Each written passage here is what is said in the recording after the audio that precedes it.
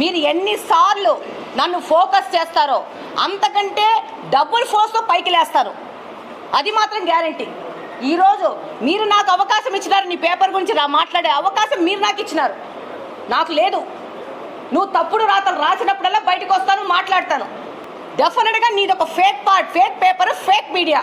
ఈరోజు రాలేకపోయినావే నువ్వు సాక్షి పేపర్వి, రా. ఇంత స్టోరీ బోర్డ్ వేసుకొని ఇంత హల్చల్ చేసినావు కదా, నీ పేపర్ సేల్స్ పెంచుకోవడానికి, నీ మీడియాలో సర్క్యులేషన్ పెంచుకోవడానికి.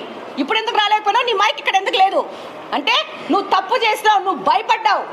వీడికొస్తే నువ్వు చేసింది ఫాల్స్ స్టోరీ బోర్డ్ అని చెప్పి నువ్వు ఒప్పుకున్నట్టు అవుతుందని చెప్పేసి రాలే. నువ్వు ఈసారి నువ్వు రాసే ముందు మళ్ళీ వచ్చేదానికి ధైర్యం ఉంటే రాయ్. లేకపోయినావు అనుకో, నువ్వు మాట్లాడినన్ని సార్లు, నువ్వు ఫేక్ స్టోరీలు వేసినంత సార్లు నేను కూడా ప్రజల దగ్గరికి వెళ్తాను.